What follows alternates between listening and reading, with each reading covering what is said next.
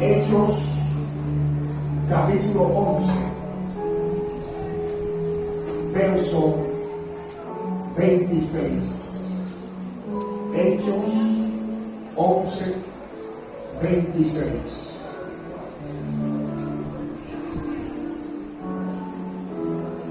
A la gloria del Padre, del Hijo y del Espíritu Santo. Hechos 11, 26. Y se congregaron allí todo un año con la iglesia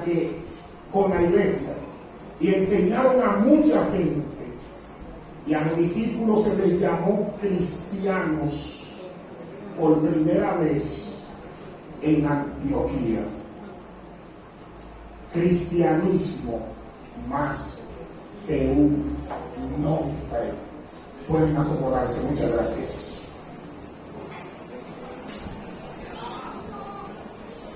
Pidiendo yo, si fuera posible, la atención de todos los concurrentes dentro de este culto, quisiera trazar la palabra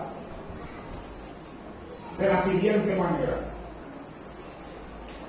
¿Cuándo y a raíz de qué se comienza a hablar en el mundo del cristianismo? Desde Génesis hasta Malaquías, último profeta del Antiguo Testamento,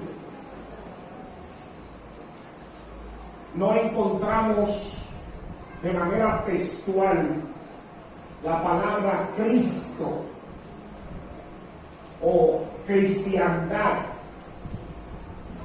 o cristiano. De Génesis hasta Malaquías no aparece. La palabra o término cristiano comienza a existir años después de Cristo. Con Cristo viene el cristianismo. El cristianismo se deriva de una persona que vivió implantando la gracia, la misericordia y la salvación, trayendo un legado al mundo, el cual hasta entonces el mundo no tenía. Él se llama Cristo, que es igual a decir el enviado o el ungido. A raíz de Cristo, pero años después de su muerte y su ascensión, es que surge la palabra cristiano. Y le voy a revelar un dato.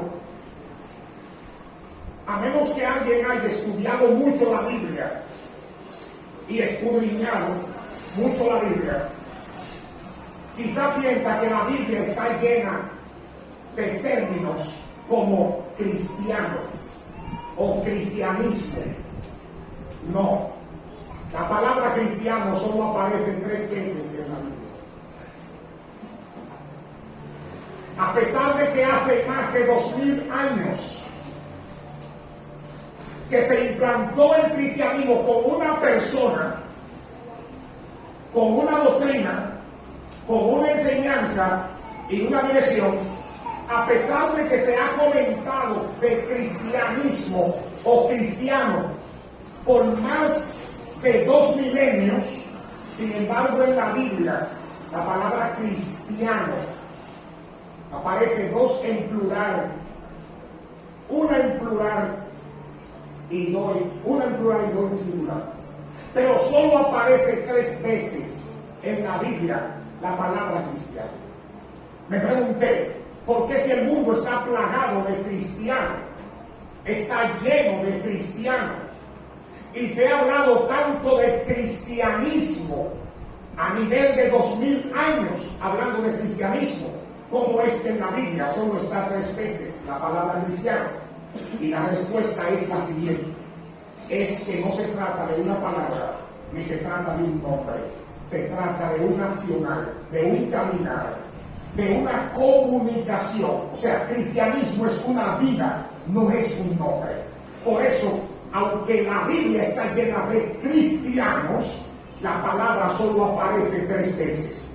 Y aunque el mundo está lleno de cristianos, la palabra solo aparece 3 veces. Y aunque las iglesias están llenas de cristianos, la palabra solo aparece 3 veces. Porque el cristianismo es más que una palabra, es más que un nombre, es más que mucha letra, es una vivencia. Entonces, cuando hay vivencia, las letras sobran. Amén. Gloria. Padre, te amo. Cuando hay vivencia, las letras sobran. Porque las letras abundan cuando no hay vivencia. Porque tú quieres comprobar con escrito lo que no vive en tu vida. Santo Dios. Pero cuando hay auténticos cristianos, no hay necesidad de que la Biblia lo dijera más de 3 veces. Porque con la marca indeleble de cada cristiano, entonces nosotros escribimos nuestras propias páginas. Y sin que diga cristiano, ahí estamos los cristianos. Amén. Número 1. La primera vez que se le llama cristiano o que aparece el nombre cristiano es en Hechos capítulo 11 y verso 26. La Biblia dice que la iglesia se congregó en Antioquía. Habían discípulos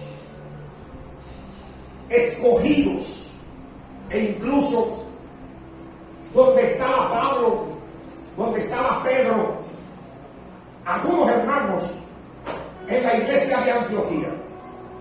La iglesia de Antioquía se caracterizó por ser una iglesia de ejemplo y una iglesia evangelizadora y además una iglesia que buscaba íntimamente a Dios.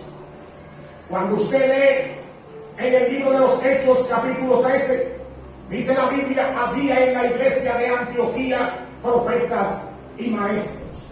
Y dice más, administrando esto al Señor y ayunando, dijo el Espíritu Santo, apartadme a Bernabé y a Saulo para la obra que lo he llamado. Es decir, que era una iglesia que se había cobijado bajo el manto de la evangelización, pero una iglesia que también tenía el discernimiento de los dones. El don de profecía fluía de manera muy especial en la iglesia de Antioquía, y una iglesia que se había conservado a una búsqueda incansable.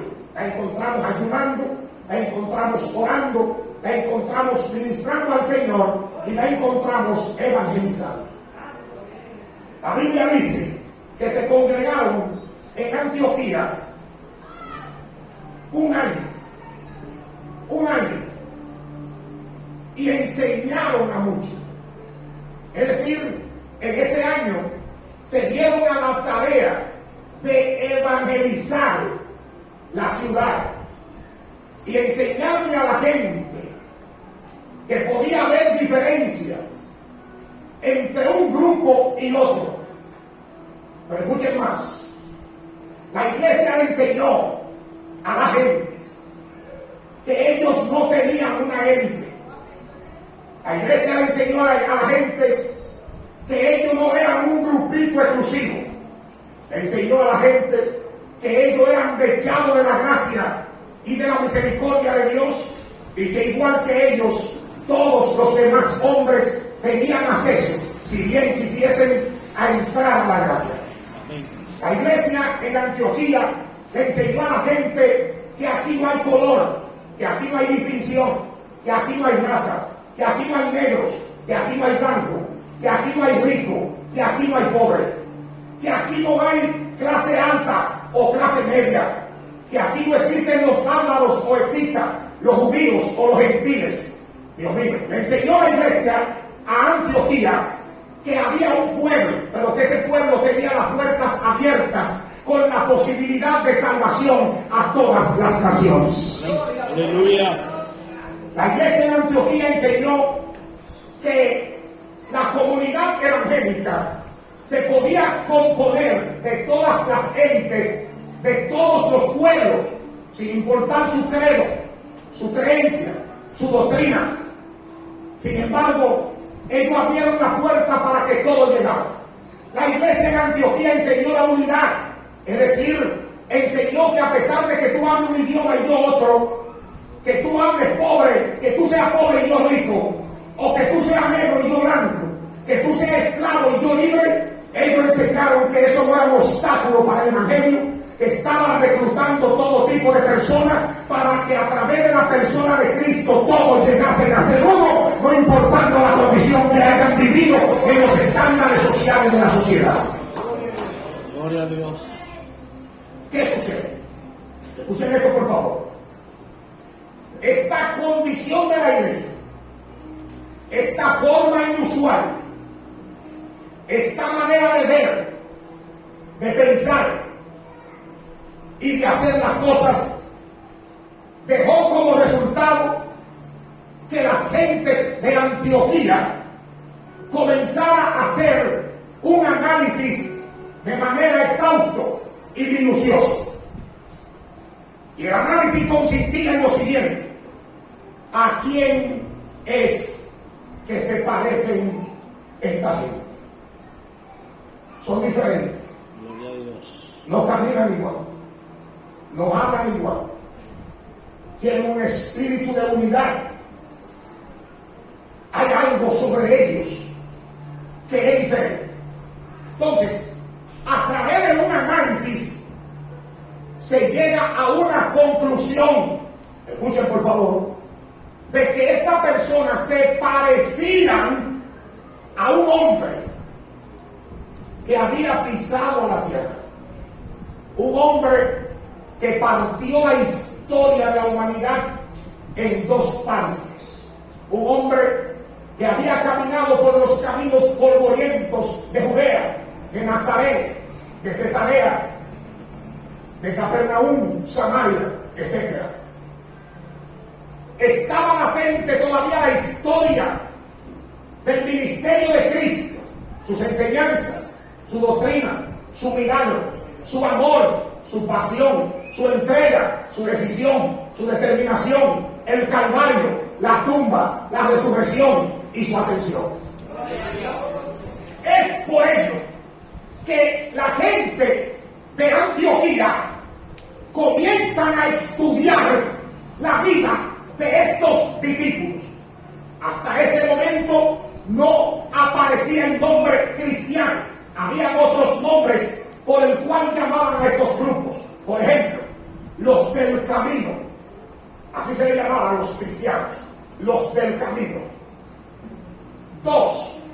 Se les llamaba los trastornadores. Los que han trastornado el mundo entero han llegado a nosotros. En otra ocasión le llegaron a llamar sectas. Ellos son de otras sectas. Por ejemplo, Gamaliel, cuando habla de los cristianos, dice: déjenlo, porque así se levantó Judas y así se levantó Teuda. Eran dos sectarios, dos sectas religiosas. Ellos desaparecieron. Si estos discípulos o del camino o esta secta no es de Dios, ellos igual van a desaparecer. Es decir, que hasta el momento de Antioquía a los discípulos nunca se les llamó cristiano. ¿Qué es lo que asocia Antioquía con el evangelio? Asocia a Cristo. La gente de Antioquía estudiaba la persona de Cristo. Escuchen esto, por favor. Y estudiando la persona de Cristo en paralelo a la persona de los discípulos, se dieron cuenta que el resultado es: a estas gentes hay que llamarle cristianos. ¿Por qué? Porque ellos son tal cual un hombre que pasó por la tierra llamado el Cristo. Gloria a Dios. Ellos se parecen a ese hombre. Ellos piensan como ese hombre. Ellos actúan como ese hombre. Y ellos aman a ese hombre con su vida. Él sea la gloria. Entonces, por seguir a Cristo y ser como Él, se le debe llamar cristiano.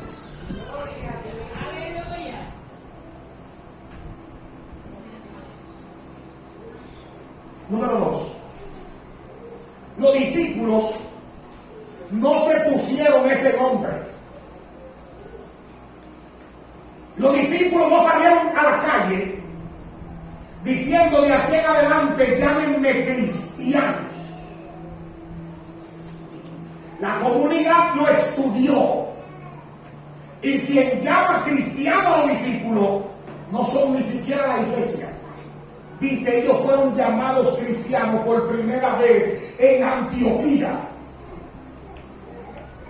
Escuche por favor. No dice, ellos se llamaron cristianos. Ellos fueron llamados cristianos. Por favor, atención. Alguien le puso ese nombre. Alguien lo bautizó con ese nombre. Y es aquí donde yo quiero decirle a ustedes lo siguiente. El ser cristiano no se trata de lo que tú dices. El ser cristiano no se trata de una proclamación particular a la que tú quieres que la gente se someta, creyendo lo que tú dices, aunque lo que hace está distante de lo que tú dices.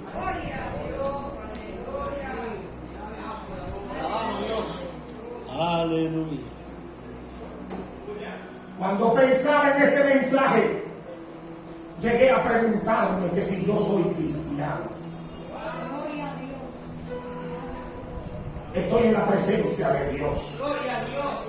Llegué a preguntarme que si yo soy cristiano. Porque en Antioquía cristianos eran hechos. En el siglo XXI cristiano es una moda. En el siglo XXI cristianos son palabras. Personas que no dan al traste con lo que ellos dicen que son, que están kilómetros de distancia entre cristianos y las actitudes que ellos tienen. Y yo me pregunté que si yo era cristiano, mientras estudiaba cómo se originó la idea del cristiano. Los discípulos no salieron diciendo yo soy cristiano. Hay un tipo de evangélicos que pelean por su testimonio, un testimonio el cual nunca han tenido. Oh, gloria. No, yo no quiero que el diablo pise mi testimonio, pero tu testimonio ni siquiera fue el diablo que te lo pisó. Fuiste tú mismo que lo pusiste en el suelo. Y ahora quieres culpar al diablo. Aleluya. No, porque yo no quiero que me vean como ladrón, pero tú robas. Entonces no quieres que te vean como ladrón, pero robas. Yo no quisiera que me vean como mentiroso, porque yo soy cristiano. Y más mentiroso que tú, hay que mandarlo a hacer, que el diablo tiene miedo de que tú le quites el puesto de padre de mentira. Ay, yo no quisiera de una hora que mi testimonio pruebe, pero realmente ¿cuál es tu testimonio? Aleluya. Porque el testimonio se consigue a través de una vida de un comportamiento, cuyo comportamiento se parece a Jesucristo. Y cuando tú sales, escuchen esto, te voy a decir algo más fuerte. Cuando tú sales, todo el mundo tiene que decir, ahí va un cristiano. No es porque tú lo lleves escrito en el pecho, ni escrito en la espalda, ni lo lleves escrito en la frente. El cristianismo tuyo está escrito en cada pizarra, en cada palabra.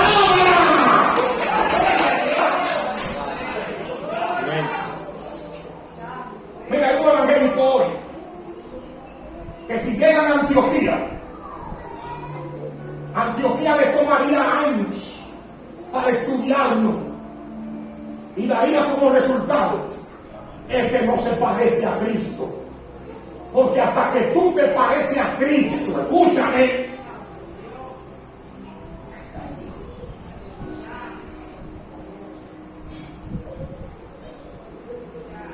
este cristiano es un parentesco. Cristiano es la vida de Cristo en ti. Hasta que tú no logras parecerte a Cristo, tú eres aspirante. Y yo me alegro mucho por todos los aspirantes a cristianos que incluso aquí hay. Pero, Dios mío, hasta que no te parece a Cristo, mira, ni tú mismo te debes llamar cristiano. Porque es que cristiano es el resultado de que tu vida es la vida de Cristo.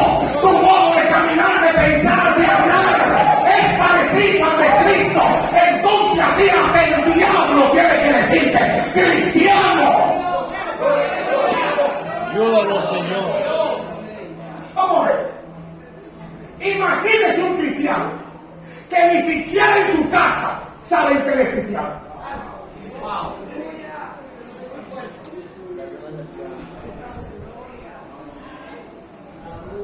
Para tu mujer tú eres cualquier cosa menos cristiano.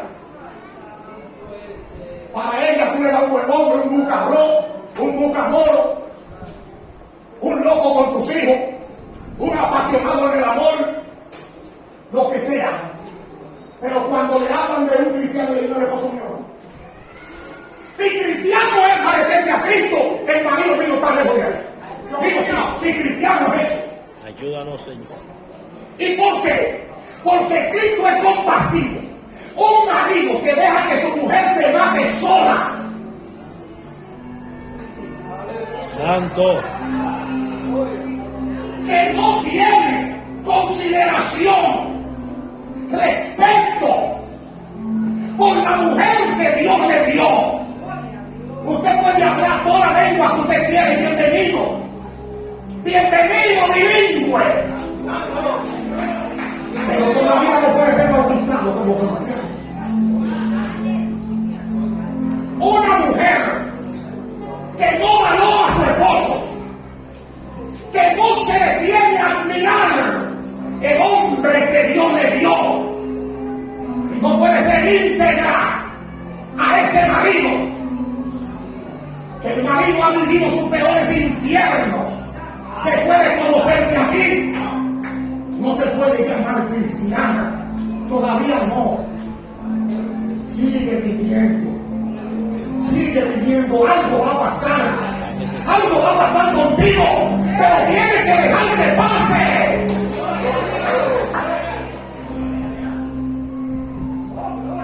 Entonces, qué pena que siendo yo tan gran cristiano, en mi casa no saben que yo soy cristiano. ¿Qué le parece? Ironía de la vida, Ironía de la vida. Porque mi casa es la cuna donde yo debo ejercer el cristianismo. Pero en mi casa no lo saben. Mis hijos no saben que yo soy cristiano. Mi esposa no sabe que yo soy cristiano. Los vecinos hacen comparación entre mi desvarío, entre mi falta de estabilidad y Cristo. Y entonces ellos llegan a concluir que yo soy un visitante a la iglesia. Señor, escuchen esto. Y yo estoy seguro que tú me vas a decir en este día: pastor, ¿qué me importa a mí lo que digan los vecinos? Es importante, porque ellos son los que te van a poner el nombre.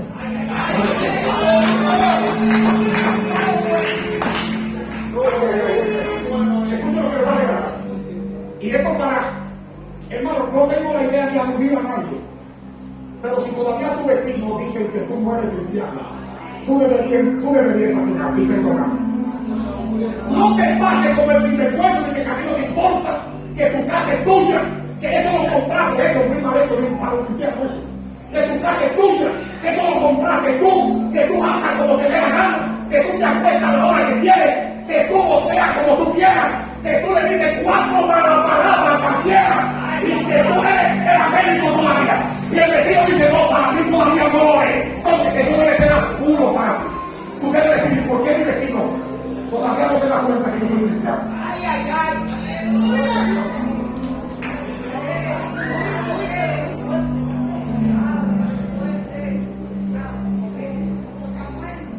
Si tu vecino no sabe que tú eres cristiano, no te hagas loco, que no importa eso. Vuelvo a mi iglesia, pásame mi Biblia, que me voy. Y los vecinos, ¿qué evangélico es ese? ¿Y qué evangélica es esa?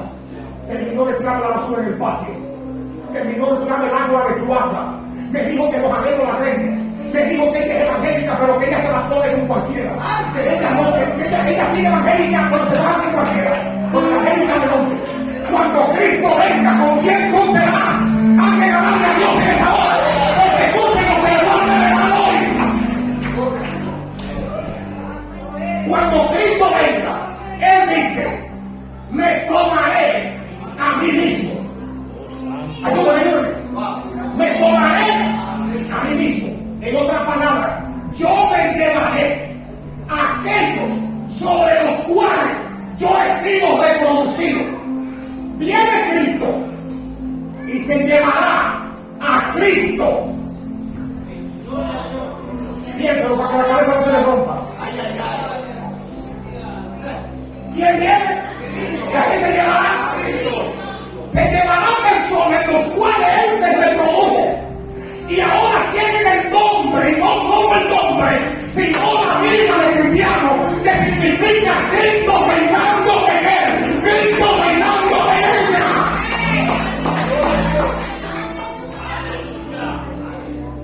Vamos a ver. Llegó el levantamiento de la iglesia. Diga conmigo, llegó. Unos serán tomados.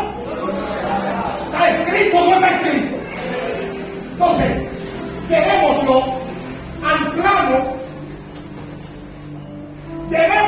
al plano humano.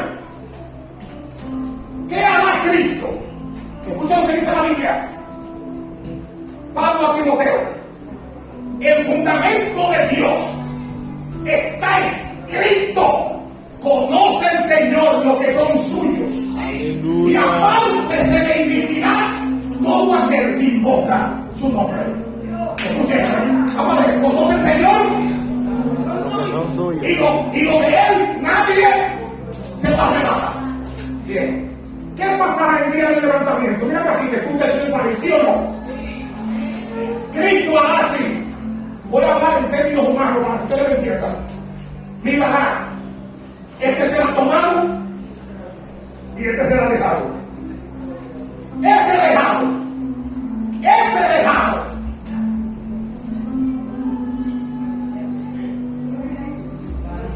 ¿Usted sabía que ese dejado pensaba que se iba? Porque hay un mundo que sabe que no se va. Cuando la Biblia especifica, ponga atención, y dice, ese será dejado, es porque ese creía que se iba. Incluso, ¿qué dice la Biblia? Que ese dejado, estaba en el mismo lugar que estaba el tomado. O sea, que así como habían 12 en un molino, así como habían 12 en el campo, atención, así como habían 2 En una cama. en una cama, así también, escúchame, dentro de ese dejado, de ese tomado, van dentro de la iglesia.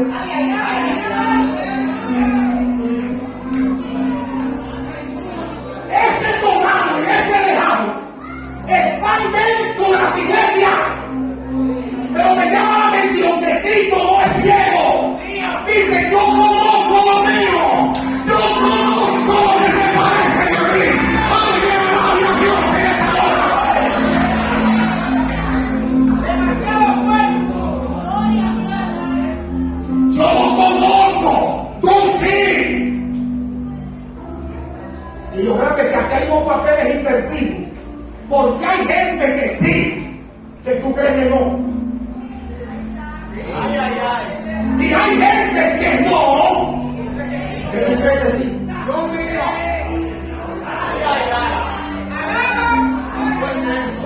mío.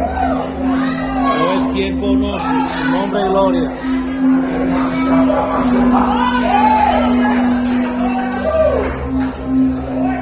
Mire, si lo ponen a usted aquí en esta iglesia a sacar los escogidos, señálame por favor lo que tú crees que puede ir. Ay, santo. Cuando viene a ver, tú escoges a quien moderna. A lo que se Había un hombre que todo el mundo decía, si en esa iglesia hay un cristiano, es él. ¿Sabe que la gente se cargan con eso? No, si en esa iglesia hay un cristiano, fulano. Y la gente se pasa con eso, ¿verdad que se pasa?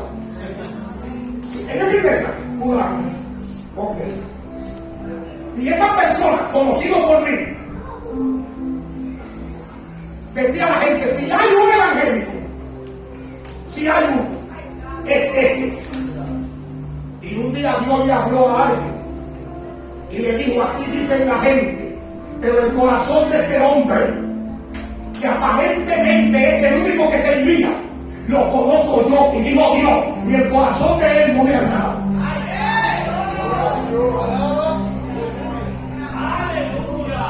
El corazón de él no me agrada. Por eso el Señor dice, déjame que la cizaña y el trigo crezcan juntos. Y el asunto de sacar trigo, cizaña, escuchen esto, la gente le quiere votar a la gente de la iglesia. No lo voten. Dice Jehová que se lo deje a él.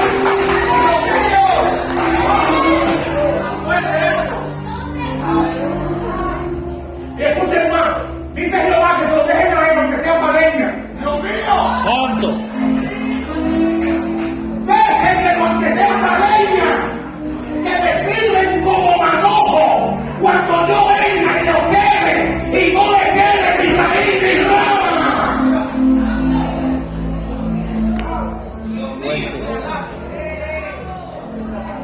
Pero no odie usted y que por estar sacando gente de la iglesia usted le dice que lo que no sirve que se vaya. No, quédalo ahí. ¿Y por qué? Porque tú no eres el senador. Oh, gloria. Tú no tienes el conocimiento, el discernimiento, tampoco la autoridad, ni te han mandado a hacer eso. Jesucristo dice, déjenmelo a mí, porfa, porque yo sí conozco quién es cizaña, yo sí sé que es trigo, yo sí sé que está haciendo una pantalla, yo sí sé que tiene una hoja de volar. ¡Hay que darle a Dios en esta hora!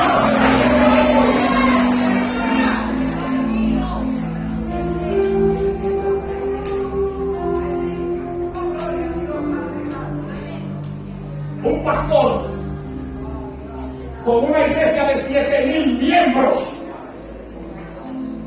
comenzó a pasearse mientras oraba en el pasillo de ese lujoso templo y le diría Señor, le decía Señor, si tú vinieras hoy, ¿cuántos serían de esta iglesia los que nos vamos contigo? Pero lo decía con ese orgullo de la iglesia que había tenido, una iglesia organizada, una iglesia llena de gente, y él se paseaba desde aquí a allá en ese pasillo que ni Nabucodonosor, y decía, si tú vinieras hoy, ¿cuántos serían los que nos vamos contigo? Y el Señor le dijo, ¿verdad que quieres saber eso? Se lo voy a decir. Serán 3 y tú lo has incluido. Aleluya. Si ahora mismo sonara la trompeta, serán 3 de los 7,000. Y tú no estás incluido en los 3.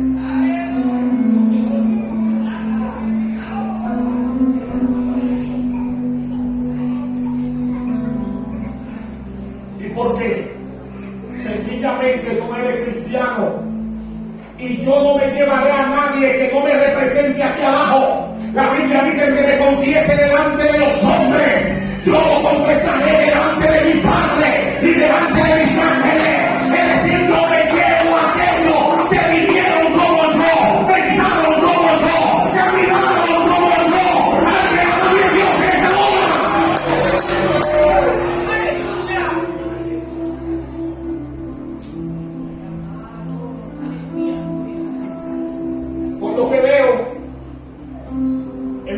seminará largo, el cual tendré que dividir en sesiones o partes y seguir con ustedes aquí predicando mientras Dios me dé vida.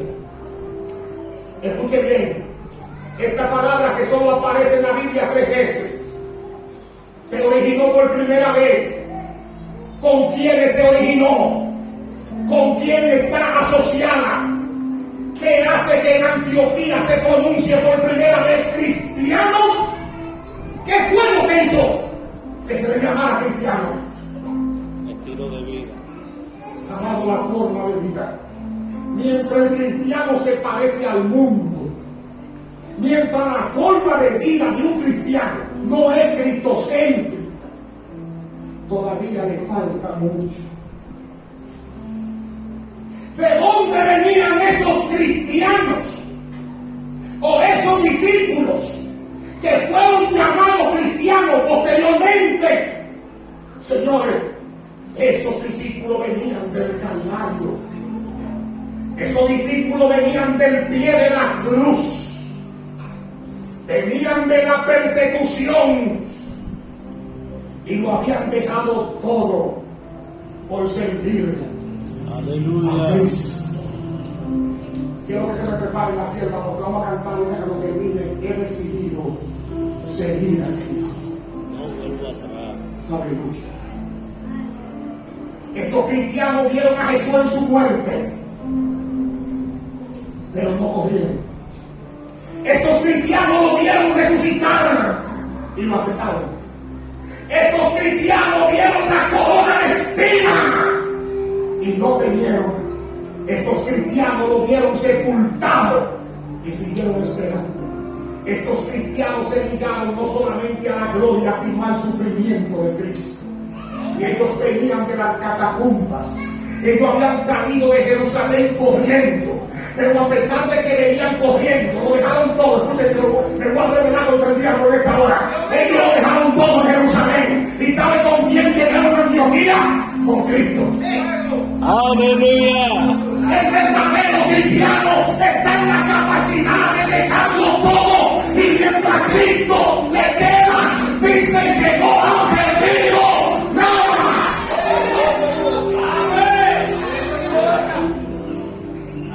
Repito, la gran persecución que se levantó en Jerusalén hizo que los cristianos se dispersaran, dejándolo todo.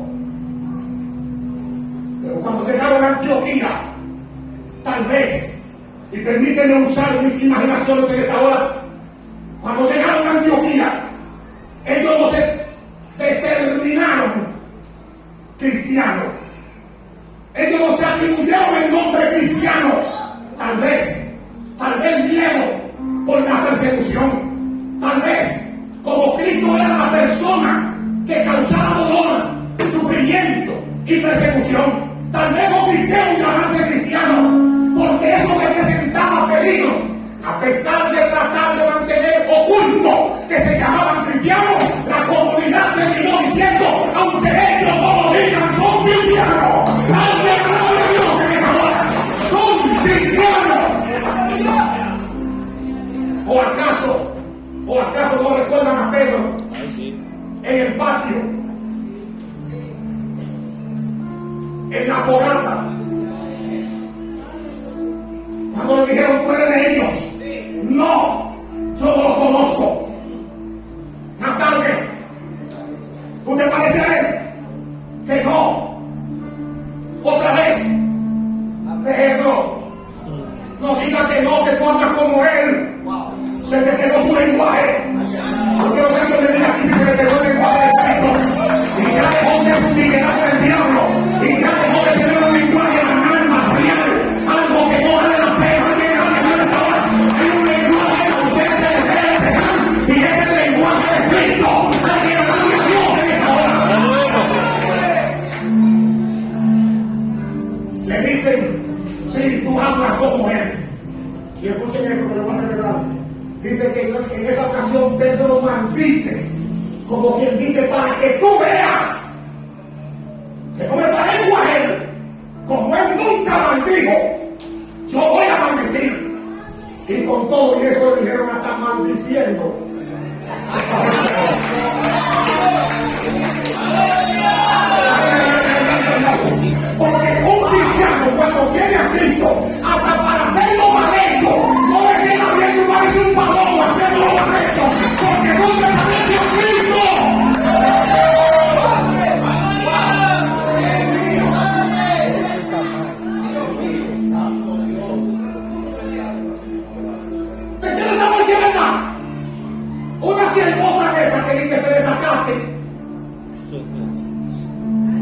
Y que ahora esa siervota, y que quiere calle, para que usted vea que hasta en la discoteca dice sierva, y ahora se acabó el culto de tu iglesia.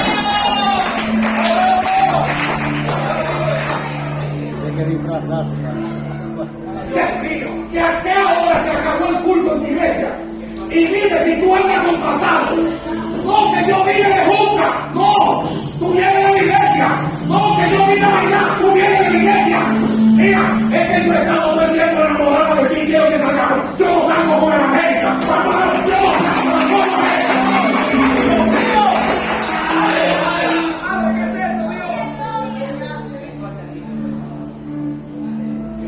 ¿Qué? Hubo una evangélica que esa hablaba cucu. Terminología, por favor. O sea, una evangélica bien cuadrada. Que yo que saber evangélica de los moños a las uñas del pie. Y ella cayó en una debilidad, la pobre. Y se fue a una cabaña con un hombre. Y en la cabaña le dijo al hombre, no, a ti no te pongo por la mano. A ti no te pongo yo la mano. Yo encuentro que pecaría con Dios. Perdóname por seducirte, pero tú eres cristiana. No, que yo voy a decir mi amor, no es de ahí.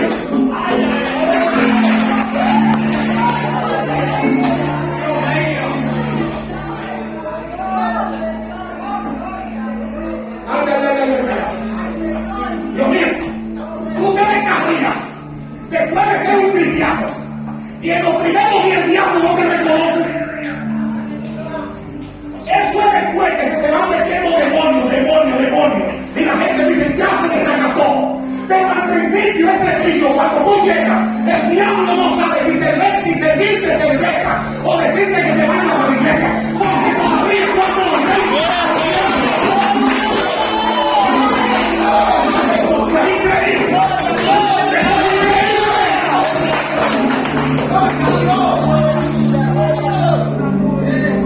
esto que voy a decir no te salva, y no lo practiques, porque una cosa son los dones y otra cosa es la salvación. Yo no estoy aquí por dones, yo estoy por salvación. Amén. ¿Alguien está conmigo? Pero un predicador a quien Dios usaba de manera poderosa se descarrió y salió de la discoteca borracho, y una mujer le dijo, por ti, mira cómo está mi hijo, por ti mi hijo se está muriendo, paralítico. Y él le dijo, pero que no se trata de mí, tú quieres saber de quién se trata, él es Jesús. Así que ordeno a tu hijo que se merece, váyase para su casa. Y al mismo instante el hijo se merece. Oh, gloria.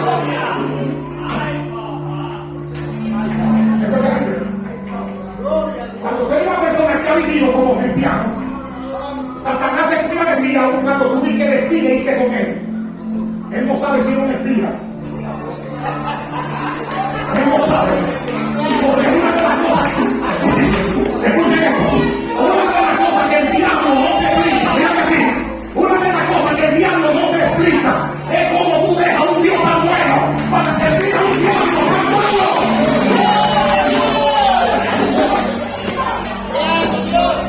El diablo no se explica eso y dice cuidado. No. Cuidado si este tipo viene acá al principado de esta discoteca y amarra principado y potestades y viene el que tomando traguito. Se cuida de ti el diablo. Ese olor a Cristo y esa vivencia que tuviste con Cristo, todavía tú haces las cosas pero no las puedes hacer al modo del mundo. No puedes hacerla. Cuando Cristo pone su marca en alguien, es reconocido donde quiera que va, hasta que por fin Satanás logra borrar esa huella a través del pecado. Los demonios se te van metiendo demonios. Satanás aprovecha cuando tú te descarrías y te mete legiones para asegurarte que no te vayas de nuevo, porque él sabe que si te traiciona un día y te das cuenta que estuviste en los brazos de Jesús y que ahora va perdido rumbo al infierno, te devolverás sin medir consecuencia y le dirás: Jesucristo, aquí está mi vida, perdona mi pecado. Dale un aplauso a Jesús.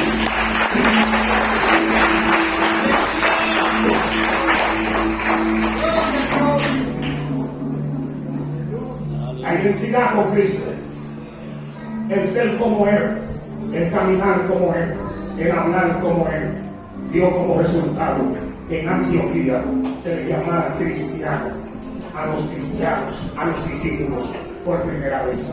Le termino con esta pregunta, dos preguntas que le voy a dejar para continuar el domingo. Número uno, ¿cuánto tiempo crees que le llevó a la gente de Antioquía llamarle cristianos a los cristianos?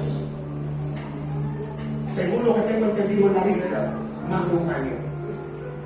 ¿Por qué más de un año? Porque ellos se congregaron todo un año y ahí es donde aparece el contexto y se les llamó por primera vez cristiano en Antioquía. Más de un año. Número dos, la pregunta para que reflexionen: si ahora mismo alguien estuviera lanzando un análisis sobre ti, ¿daría como resultado cristiano?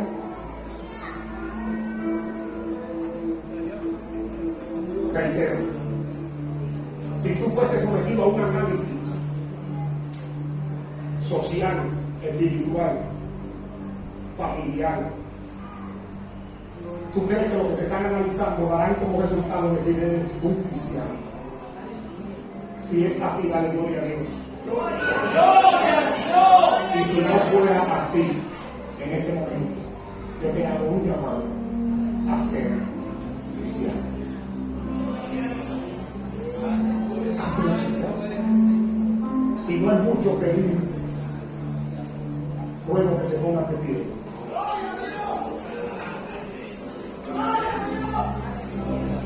Ay, pobre. Estamos en la primera parte de este tema. Sin embargo, creo que tenemos el resultado bueno. Queremos un análisis profundo. Tenemos que tener una mirada retrospectiva que te mire hacia adentro y verifique si eres un verdadero cristiano. Si no lo eres, en este día proponlo. Decídelo. Decide comenzar a vivir como Cristo. El más beneficiado será tú, porque cuando Él venga, viene a llevarse a sí mismo, es decir, a alguien que haya vivido como Él, caminado como Él, y que haya alcanzado, como dice Pablo, la estatura del varón perfecto, la estatura de Cristo. Inclina tu rostro y vamos, pedirle a Dios que queremos ser verdaderos cristianos.